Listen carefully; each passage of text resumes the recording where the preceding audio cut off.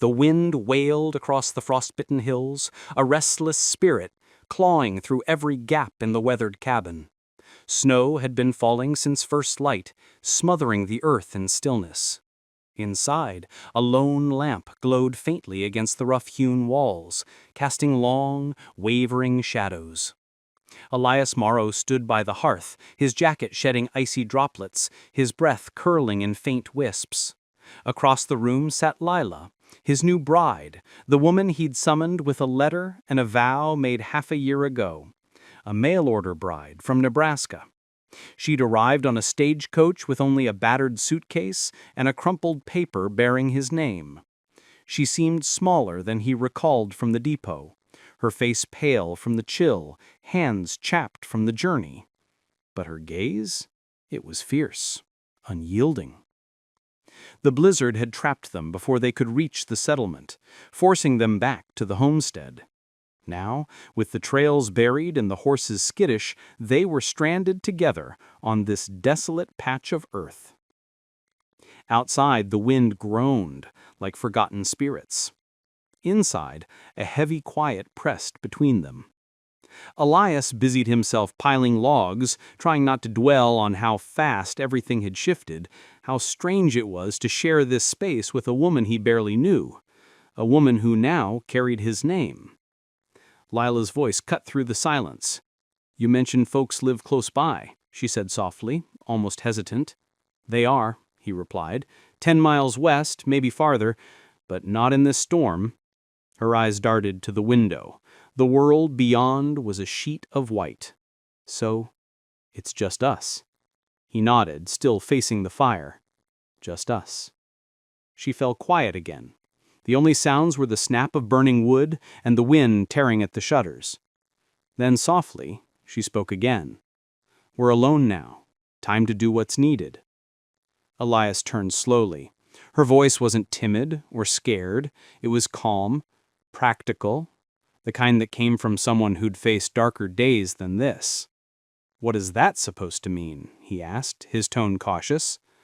Lila stood, her shadow looming tall behind her. "Survive," she said plainly. "This storm will bury us both if we don't move fast." He almost chuckled, but there was no mirth in it. "I've weathered winters before." She stepped closer to the hearth, her face sharp in the firelight. "Then you know this one's fiercer. The roof's leaking, the pantry's thin, the chimney's half choked, and your mare can't even reach the stable." Elias frowned. "You've been here one day?" "I've been paying attention," she shot back. "You live like a man waiting for the end." Her words hit harder than he expected. For a moment, the wind was all he could hear. Then, quietly, he said, "You think you can change that?" "I think I can try, but only if you let me." He studied her in the dim glow, the way her jaw set firm despite her trembling fingers, the fire catching in her dark hair. She wasn't delicate like he'd pictured. There was something tough, weathered, maybe even shadowed in her eyes. He wondered what she'd left behind in Nebraska. What kind of woman answers a stranger's call across the plains to start anew in a place like this? They worked without words after that. She sealed the cracks in the shutters while he dragged firewood inside. She found a sack of meal and salt, kneaded a coarse dough and set it near the flames to rise. It wasn't much, but it smelled like hope. The cabin warmed slowly, enough for the frost to melt off their coats. As night deepened, the storm grew fiercer. The lamp flickered weakly. Elias barred the door and checked the shotgun by the bed frame. He didn't like the sound of the wind, not just howling, but shifting, carrying faint thumps, like boots crunching through frozen snow. He moved to the window, wiping frost from the pane, but saw nothing. Lila watched him closely. "What's wrong?" He hesitated. It might just be the storm. Or maybe not. She stood beside him, peering into the swirling dark. "You think someone's out there?" Elias's jaw tightened. "Don't know, but I'll be damned if I let anyone near this place tonight." Lila reached for the shotgun and handed it to him, her hand steady as stone. "Then do what's needed. she said, her voice barely above a whisper. He looked at her, this woman he didn't yet love, didn't even truly know. And for the first time since she stepped off the stagecoach, he saw she wasn't afraid. Whatever haunted the wind outside, she'd faced worse. Maybe that's why she came here. Not just for a husband, but for a chance to stand against the world again. Elias nodded, loaded the shotgun, and snuffed out the lamp. Outside, the sound came again, closer. The night pressed against the cabin, like a living force. The wind didn't just blow now, it screamed, carrying a sound that wasn't entirely natural. Elias stood by the window, shotgun ready, staring into the blizzard. He could see almost nothing, just endless white. Then faintly, a shape moved beyond the fence line. A figure, then another. His pulse quickened.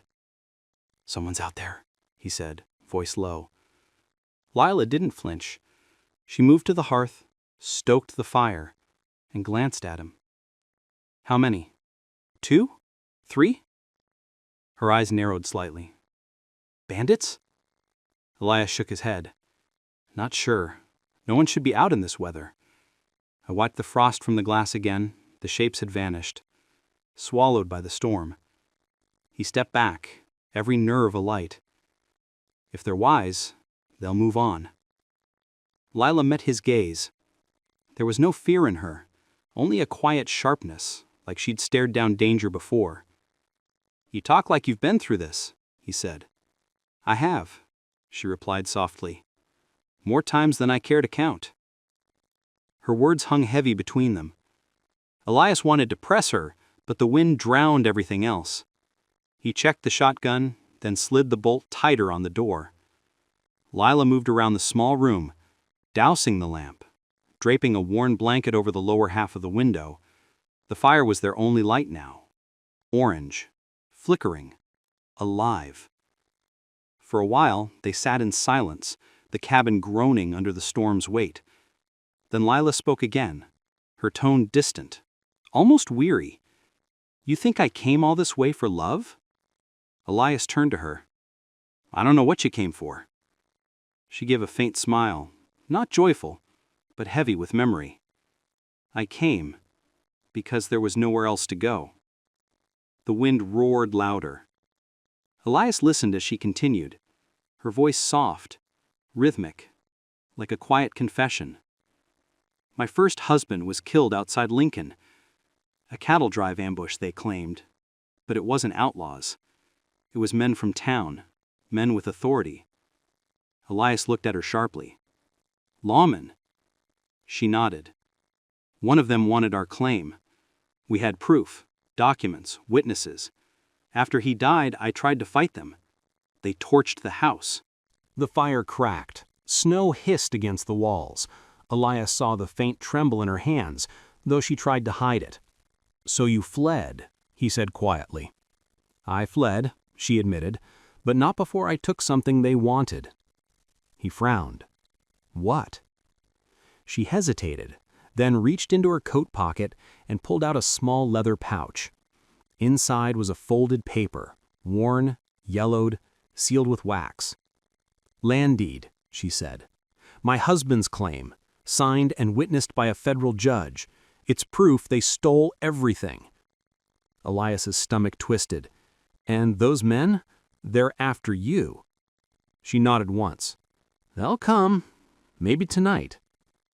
As if the storm itself had been listening, a dull thud echoed outside, wood splitting.